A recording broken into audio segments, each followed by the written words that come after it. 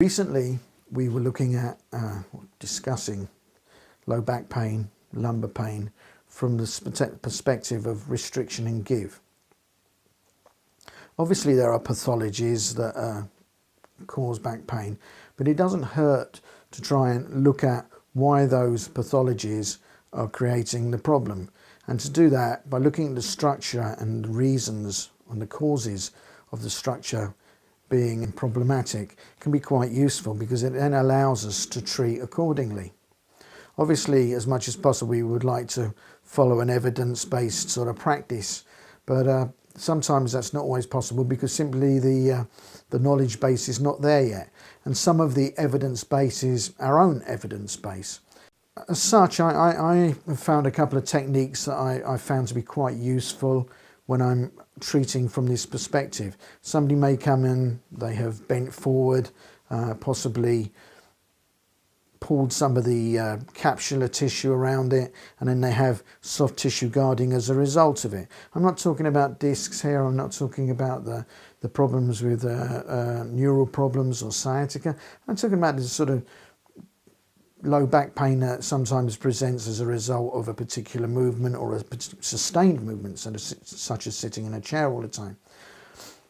And as we saw in a previous video, there are quite a lot of things that we can look at. We can look at how the muscle tissue may be stretching or maybe a bit taut as the person bends forward and flexes, or there may be some sort of give at a crease, a hinging point as they extend. And these things may be addressed by looking at possibly how do I treat it with regards to a joint or soft tissue. So quite often I find, even if it's a joint, there is going to be some soft tissue involvement, whether it be trigger points or just tight muscles.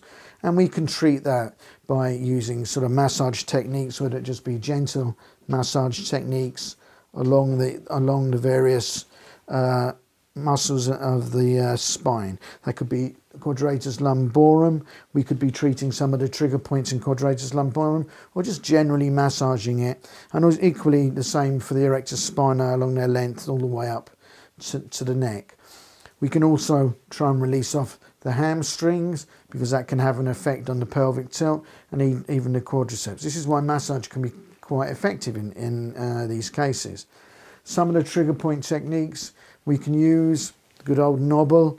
We can use the deep stroking massage around, for example, a quadratus lumborum trigger point, or the ischemic inhibition, whereby we press down and release and try and relax off the trigger points like that. Sometimes transverse movements with a nice sort of round sort of head can do the job. And obviously, if we don't have a knobble, then we can use our hands to do it. One thing I've recently come to start using is cupping. I've been doing some of the NAT courses on cupping, which I wholeheartedly recommend. And I find that it's just quite nice way of treating. There's probably various reasons why it's working. It could be counter irritation. It could be we are doing some sort of lymphatic drainage, although I don't know how much that's relevant for our low back pain. We're moving the soft tissues for sure. In that itself, it could be sort of activating muscle spindles, various or a combination of the various things, including counter irritation, as I said. And I find that quite a nice little technique. I'll just put a little bit of oil on the back. I just smear it about. You may have done some sort of massage prior to that with the oil, and I've gone quite heavy-handed with the oil here. And I can massage in, and then sometimes I can then use the cups. Usually just one, possibly two little squeezes is enough. I then remove the head, and one can use cupping for trigger points, but there's also a very nice way of just moving it along the muscle tissue, and it lifts up some of the tissue, and I found that to be quite nice. There may be an element of placebo, and there is no problem with using placebo to help us treat. So I've released some of the soft tissue now, And then I may, having released the soft tissue, I will reassess how the patient is able to flex and extend, and see if there's any difference in that. And should I see that it's still a little bit tight, I may go back to treating with the cupping, or I may want to go in a little bit harder with regards to the trigger point techniques, either with my thumbs. I prefer the knob simply because I'm getting old and my thumbs tend to hurt after a while. So I can then use some of the ischemic inhibition, this pushing into the quadratus lumborum, and relax, and then some just gentle massage to finish it off. And then what I might often do is reassess again, and I will ask the client or the patient to sit up, and I will get them to bend forwards, and I will look to see if possibly there's any restrictions still. And if there is, I may use a Mulligan technique, or a normal popliteal glide, or a sustained popliteal glide. There are various ways of doing it. Some people do it with a belt. They take the Mulligan belt and wrap it around the pelvis of the patient.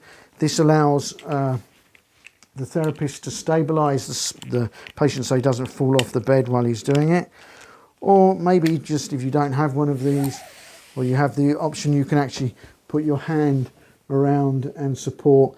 And I just get the patient to push and bend forwards, and I help the vertebrae glide up and come back. And sometimes I'll sustain that as they come back. So as you bend forwards, I will hold this, and you come back up, and I'm holding.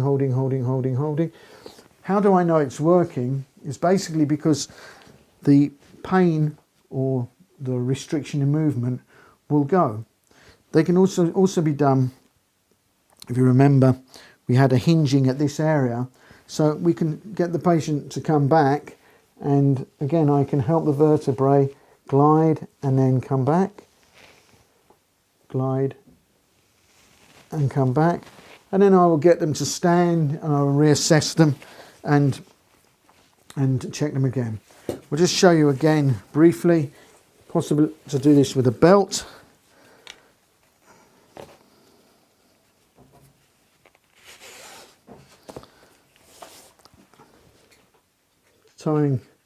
Attaching myself to the patient with the belt. I can then stabilise the pelvis, come in and bend them forwards, and they go back and come backwards and forwards like that. So if you have any effect, you'll know you're in the right direction, and that's one of the ways to kind of treat the restriction and give that we sometimes encounter with our low back pain patients.